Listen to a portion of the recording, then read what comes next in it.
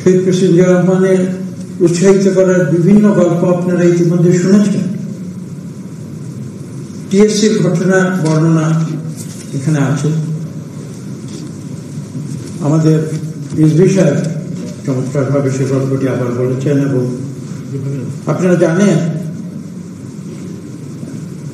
যে সেখানে তার যে আজকে যে আমরা ওই সিকিউরিটি ফোর্স যে ভিভিআইপির পাশে যারা চলাফেরা করে, টিএসসির সামনে যখন ঢিল ছড়া হয়েছিল, বিভিন্ন ধ্বংসাত্মক কর্মকাণ্ড করা হয়েছিল, কটু ভাষায় স্লোগান দেওয়া হয়েছিল, তার সিকিউরিটির লোকেরা এসে যখন শহীদ প্রেসিডেন্ট জিয়া রহমানকে বলেছিলেন যে এরা দুষ্টুমি করছে, আপনি শুধু ইঙ্গিত একটি আমাদের দেন, আমরা 1 মিনিটে তাদের ঠান্ডা করে দেব। শহীদ প্রেসিডেন্ট জিয়া রহমান উত্তর দিয়েছিলেন যে তাদের কাজ তাদের করতে দাও, আমার কাজ আমি।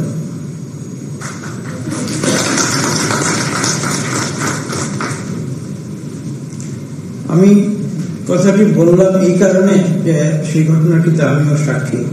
তখন আমি ঢাকা বিশ্ববিদ্যালয়ের শিক্ষক, এবং আপনারা জানেন যে তিনি টিএসসিতে প্রবেশ করার পর একজন ছাত্র, সাবেক ছাত্রলীগের একজন তুখোর বক্তা, তিনি তখন বিশ্ববিদ্যালয়ের শিক্ষক ছিলেন, তিনি ঘন্টারও বেশি সময় ধরে শহীদ প্রেসিডেন্ট জিয়া রহমানের সমালোচনা করেছিলেন। এবং তিনি যখন বক্তৃতা শেষ করেন তখন শহীদ প্রেসিডেন্ট জিয়া রহমান তাকে বলেছিলেন যে আপনার আরো কিছু বক্তব্য যদি থাকে আপনি আরো বলুন।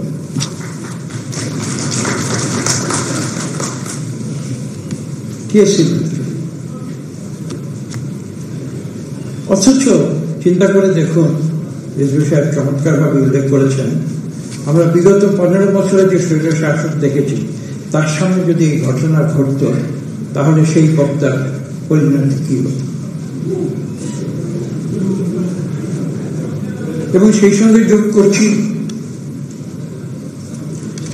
সেদিন টিএসসিতে যিনি অত্যন্ত কঠিন ভাষায় শহীদ প্রেসিডেন্ট জিয়া রহমানের সমালোচনা করেছিলেন, ক্ষুরধার বক্তা,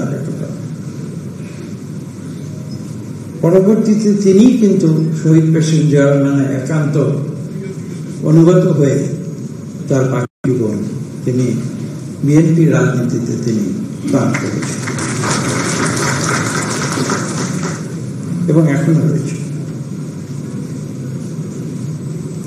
তো এই ছিল শহীদ প্রেসিডেন্ট জিয়া রহমানের যে মাহাত্ম্য এবং শিক্ষার প্রতি তার যে অনুরাগ।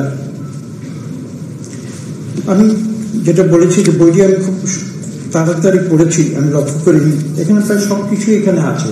এখানে কি হিজবুল্লাহের কাছে আছে? আছে। সেখানে যারা গিয়েছিলেন আজকে তো তারা অনেক বয়োবৃদ্ধ, কিন্তু আমার মনে হয় যে এই কক্ষে কেউ আছেন কিনা যিনি হিজবুল বহরের সঙ্গী হয়েছিলেন শহীদ প্রেসিডেন্ট জিয়া রহমান।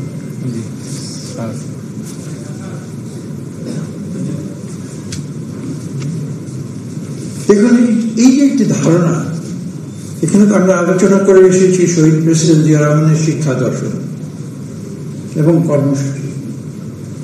একটি সিদ্ধান্ত শহীদ প্রেসিডেন্ট জিয়া রহমান, তার ভিতরেই তো সবকিছু হয়েছে। তিনি কেন বিশ্ববিদ্যালয়ের মেধাবী ছাত্রদের তিনি খুঁজে বের করে তিনি এই শহরের কোলাহল থেকে দূরে সরিয়ে নিয়ে নিভৃতে গিয়ে তাদেরকে যে উপদেশ মালা দিয়েছিলেন, এর চেয়ে ভালো শিক্ষাদান পদ্ধতি আর কি হতো?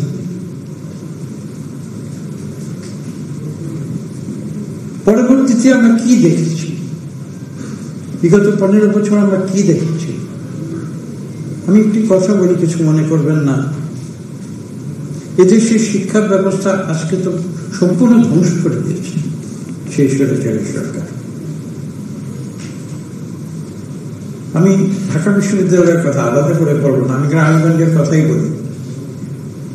যে গ্রামেগঞ্জে শিক্ষার জন্য, নারী শিক্ষার জন্য দেশনেত্রী বেগম খালেদা জিয়া যিনি কতগুলো গুরুত্বপূর্ণ সিদ্ধান্ত নিয়েছিলেন, প্রথমে 8ম শ্রেণী, পরে 10ম শ্রেণী, পরবর্তীতে 12ম শ্রেণী পর্যন্ত নারী শিক্ষা সম্পূর্ণ বিনা বেতনে, বিনা খরচে, যাতে এদেশের যে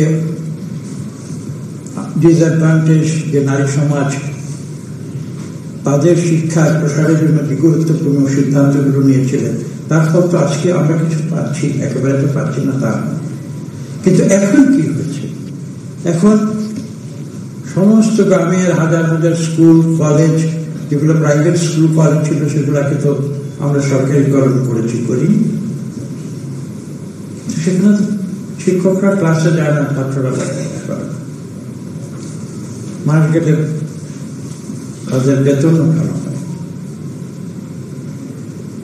এবং এর জন্য কে দায়ী? এর জন্য তো শিক্ষক বা ছাত্ররা দায়ী নয়, এই জন্য দায়ী সেই সরকার যারা বিগত 15 বছরে শিক্ষা ব্যবস্থাকে সম্পূর্ণ ধ্বংস, ডেলিভারেট,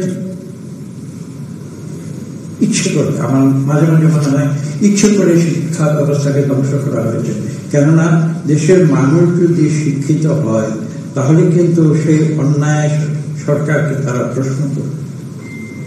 যে সরকার হয়তো চেয়েছিল, আমার এটাই মনে হয়, সরকার হয়তো চেয়েছিল যে বাংলাদেশের 18 কোটি মানুষকে যদি মুখ্য করে রাখা, তাহলে তো তারা সরকারকে প্রশ্ন করবে।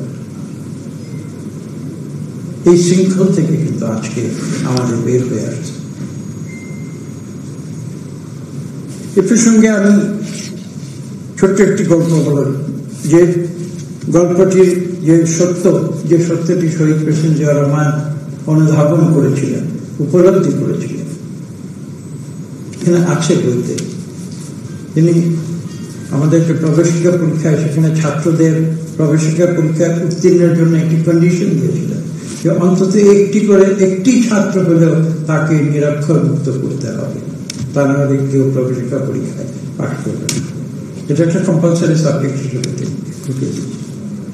দেখুন, আমরা তো অনেক শুনেছি শহীদ প্রেসিডেন্ট জিয়াউর রহমান একজন সৈনিক, এই অভিযোগও তো আমরা পেয়েছি যে বিএনপির নাকি জন্ম হয়েছিল ক্যান্টনমেন্টে, পাইনি। প্রশ্ন হচ্ছে শহীদ প্রেসিডেন্ট জিয়াউর রহমান সৈনিক হয়ে তিনি শিক্ষার মূল্য তিনি অনুধাবন করেছিলেন, তিনি উপলব্ধি করেছিলেন যে বাংলাদেশের প্রতিটি মানুষকে ন্যূনতম শিক্ষা অর্জন করতে হবে। অথচ যারা নিজেদের জনগণের দল বলে দাবি করে, আওয়ামী লীগ অর্থ কি? আওয়ামী তো বাংলা শব্দ না, উর্দু শব্দ, জনগণ। তো সেই জনগণের দলের যারা নিজেদের জনগণের দল বলে প্রচারিত করে, তারা কেন জনগণকে অশিক্ষিত করে মূর্খ করে রাখতে চেয়েছে? কেন তারা এদেশের শিক্ষা ব্যবস্থাকে ধ্বংস করেছে? এই গল্পটি সম্পূর্ণ করতে আমি আজকের পৃথিবীর প্রেক্ষাপটে যে সত্যটি যোগ করব, সেটি হচ্ছে যাকে দেখুন পৃথিবীর বিভিন্ন স্থানে সংঘাত চলছে। এই ইরান, ইসরায়েল, আমেরিকার কথাই ধরুন না কেন, আমরা দেখছি যে আমেরিকা হুঙ্কার দিচ্ছে, ইসরায়েল হুঙ্কার দিচ্ছে। আমেরিকা হুঙ্কার দিচ্ছে কি কারণে? তাদের যে শক্তি আজকের পৃথিবীতে, আমরা স্বাভাবিকভাবে যখন জিজ্ঞাসা করি তখন মানুষ কি বলে? আমেরিকা কেন বিশ্বের সবচেয়ে শক্তিশালী দেশ? আমেরিকা বিশ্বের শক্তিশালী দেশ কারণ তারা অস্ত্র শস্ত্রে বিশ্বের সবচেয়ে শক্তিশালী, তারা অর্থের দিক থেকে বিশ্বের সবচেয়ে শক্তিশালী, সেই কারণেই তো তারা হুমকি দেয়। এটাই বলবে। কিন্তু আমি যে কথাটি আপনাদের বলতে এসেছি, আমেরিকা কিন্তু তাদের অর্থের কারণে বা অস্ত্রের কারণে বিশ্বের শক্তিশালী দেশ হয় নাই। তারা বিশ্বের শক্তিশালী দেশ হচ্ছে যে কারণে, সে কারণটি হচ্ছে এই যে আজকের বিশ্বে যদি সবচেয়ে গুরুত্বপূর্ণ বিশ্ববিদ্যালয়গুলোর একটি তালিকা তৈরি করে, 100 বিশ্ববিদ্যালয়, বিশ্বের সবচেয়ে শ্রেষ্ঠ বিশ্ববিদ্যালয়, অথবা 1000 বিশ্ববিদ্যালয়, বিশ্বের শ্রেষ্ঠ বিশ্ববিদ্যালয়, সেই বিশ্ববিদ্যালয়ের তালিকায় 1000 বিশ্ববিদ্যালয়ের মধ্যে 700 অথবা 800 বিশ্ববিদ্যালয় কিন্তু আমেরিকা যুক্তরাষ্ট্র। 100টি শ্রেষ্ঠ বিশ্ববিদ্যালয়ের মধ্যে হয়তো 60, 70, 80টি বিশ্ববিদ্যালয় আমেরিকা যুক্তরাষ্ট্র। এবং আজকে বিশ্বের যে সবচেয়ে শক্তিশালী দেশ যুক্তরাষ্ট্র হয়েছে আমেরিকা যুক্তরাষ্ট্র, সেটা তাদের ট্যাঙ্ক, গোলা বারুদ, যুদ্ধ বিমান সেই কারণে নয়, তাদের যে বড় বড় কোম্পানিগুলো যারা সারা বিশ্বের অর্থনৈতিক দিক থেকে ফোর্বসের তালিকায় সবচেয়ে বড়, সেই কারণে নয়। আমেরিকা আজকে বিশ্বের সবচেয়ে শক্তিশালী কারণ সেটা হচ্ছে যে তারা লেখাপড়ায় বিশ্বের সবার উপরে রয়েছে। এবং শহীদ প্রেসিডেন্ট জিয়া রহমান কিন্তু সেই সত্যটি অনুধাবন করেছে এবং তার বিস্তৃত বর্ণনা এই বইতে আছে। আমি অনেক কথা বলবো না, আপনাদের ধৈর্যচ্যুতি ঘটাবো না। আমি শুধু এইটুকু একটি উদাহরণ দিয়ে সম্ভবত আমার বক্তব্য আজকে শেষ করব। আমি যখন এই বিশ্ববিদ্যালয়ে শিক্ষকতা করি, তখন আমি কিন্তু রাজনীতির সঙ্গে জড়িত ছিলাম। হঠাৎ করে একদিন বঙ্গভবন থেকে আমার কাছে একটা আমন্ত্রণ পত্র এসেছে।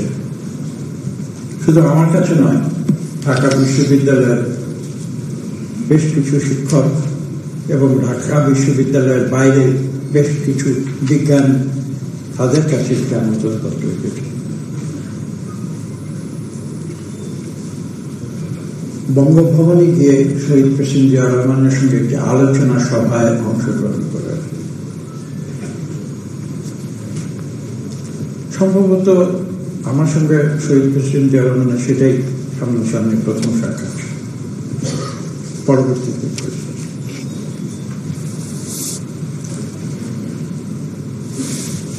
এজেন্ডা ছিল, দেখুন আজকে আমরা যে সমস্যা নিয়ে আলোচনা করছি 45 বছর ধরে, আমি 45 বছর আগের কথা বলছি। সেদিন শহীদ প্রেসিডেন্ট জিয়া রহমান চিহ্নিত করেছিলেন একটি সমস্যা, বাংলাদেশের এনার্জি প্রবলেম।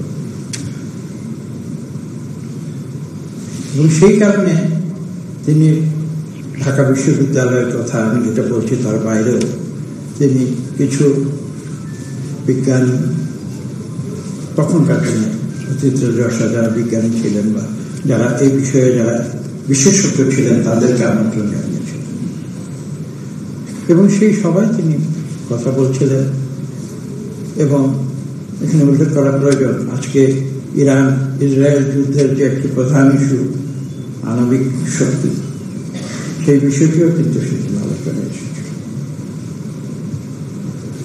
এবং তিনি আমাদের অত্যন্ত মানে সুললিত ভাষায় তিনি আমাদের অনুরোধ করেছিলেন যে আপনারা ঢাকা বিশ্ববিদ্যালয় এবং বাংলাদেশে যখন অ্যাটমিক এনার্জি কমিশন ছিল সেখানকার এবং আশেপাশে যে প্রতিষ্ঠানগুলো ছিল, যে আপনারা বাংলাদেশের শ্রেষ্ঠ বিজ্ঞানী, আপনারা যদি বাংলাদেশের জন্য একটি সফল এনার্জি পলিসি দিতে না পারেন তাহলে সেটাকে রাজনীতিকরা দেবেন, এই প্রশ্নটি দিলেন।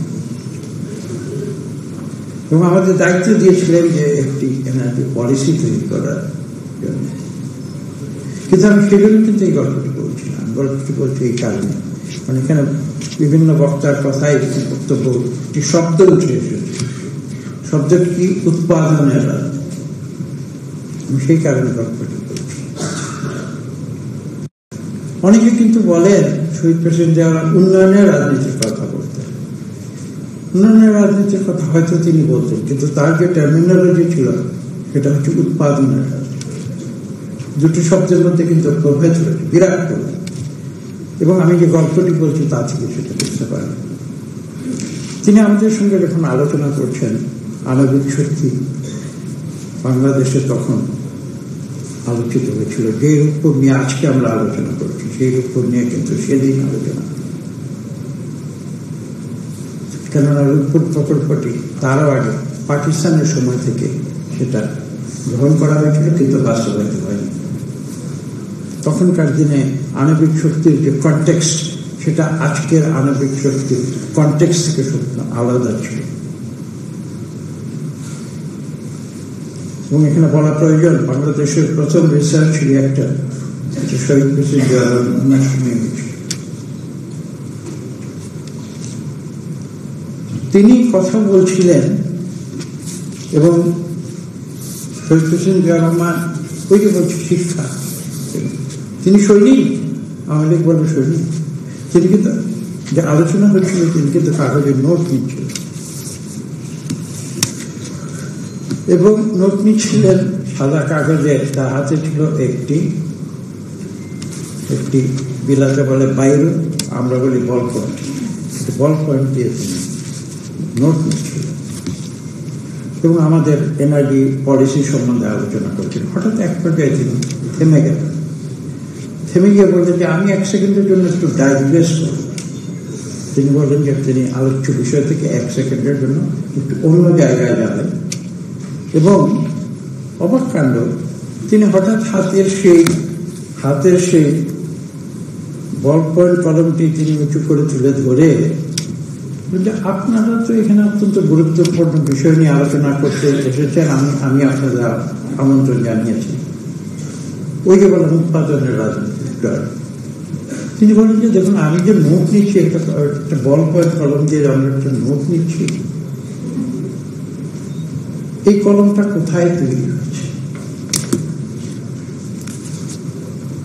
আমাকে তো এই কলমটিও বিদেশ থেকে আমদানি করে আনতে হচ্ছে। বাংলাদেশের মানুষ, আপনারা এত বড় বড় বিজ্ঞানী, একটা সামান্য কলমকে আপনারা উৎপাদন করতে পারেন।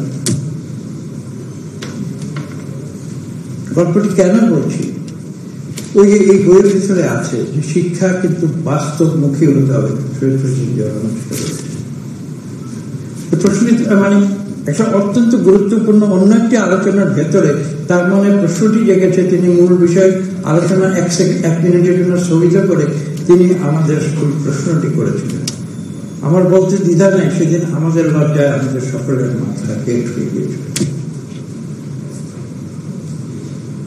এখন তিনি বলেছিলেন যে আমরা তো অনেক বড় বড় জিনিস উৎপাদনের কথা চিন্তা করি, কিন্তু সামান্য কলমটি, বল পয়েন্ট কলমটি কি পর্যন্ত আমাকে বিদেশ থেকে আমদানি করে আনতে হয়, এটিকে আপনারা উৎপাদন করতে পারেন না। শহীদ প্রেসিডেন্ট জিয়া রহমানের যে শিক্ষা দর্শন, এই কথা বলে শেষ করা যাবে না। শহীদ প্রেসিডেন্ট জিয়া রহমানের জীবনে অন্যান্য দিকগুলো নিয়ে অন্যান্য বক্তারা আলোচনা করেছেন। আমি হয়তো সময়ের অভাবে আর আজকে সেদিকে যেতে পারবো না, যদি ভবিষ্যতে কোনোদিন সুযোগ পাই তাহলে হয়তো আমি কথা বলবো। আমি যদি সারাদিন সারা রাত বা দিনের পর দিন বা রাতের পর রাত শহীদ প্রেসিডেন্ট জিয়া রহমান নিয়ে কথা বলি, আমি কিন্তু এই কথা বলে শেষ করতে পারি। অবিশ্বাস্য ব্যাপার, মাত্র 3.5 বছর তিনি এফেক্টিভলি তিনি এই দেশের পরিচালনা করেছেন। আমি বলি যে তার পরবর্তী 45 বছর বয়স পর্যন্ত, তার 3.5 বছর ধরে তিনি যে অর্জন করেছিলেন, তো জাতির জীবনে এমন কোন সেক্টর নাই যেখানে তার অবদান ছিল। এবং আমি অকপটে বলছি যে তার পরবর্তী আজকে 45 বছরের বেশি সময় হয়তো পার হয়ে গিয়েছে। আমরা 45 বছরে, তিনি 3.5 বছরে যা করেছিলেন, 45 বছরে আমরা সেটুকু অর্জন করতে পারি।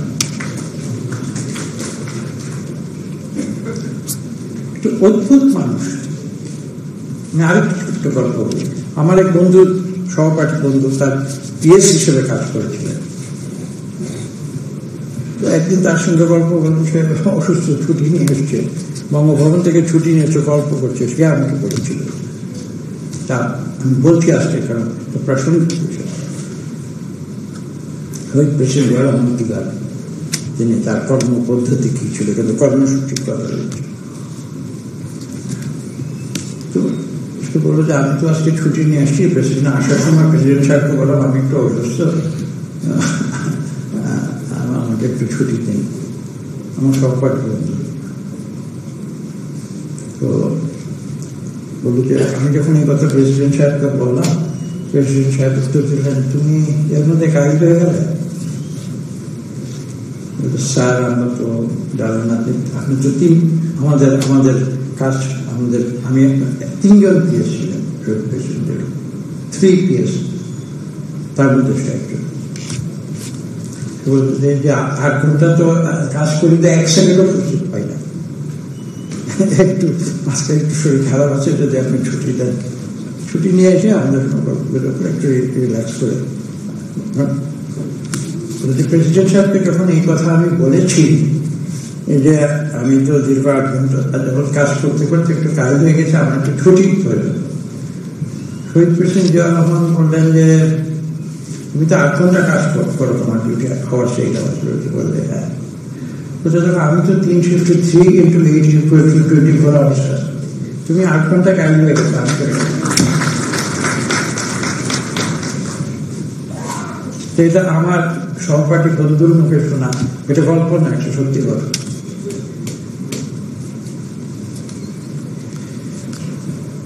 তো বক্তব্য আজকের জন্য বক্তব্য দীর্ঘ করবো না। আমার এখানে এসে আমি বললাম যে আমি বক্তব্যের শুরুতে বোধহয় একটু আবেগ প্রবণ হয়ে গিয়েছিলাম, মাঝখানে কথা বলতে গিয়ে থেমে গিয়েছিলাম। আমি এইটুকু শুধু বলবো যে যেখানে লেখাপড়া করে ইংরেজিতে একটি শব্দ আছে আলমা ম্যাটার, তো কাজেই নিজের শিক্ষা প্রতিষ্ঠান এর চেয়ে প্রিয় কোনো প্রতিষ্ঠান মানুষের জীবনে থাকে। আমি আজকে যারা আমাকে অনুগ্রহ করে এখানে এসে কিছু কথা বলার সুযোগ দিয়েছেন, তাদের প্রতি আমি আমার আন্তরিক কৃতজ্ঞতা জানাই। সবাইকে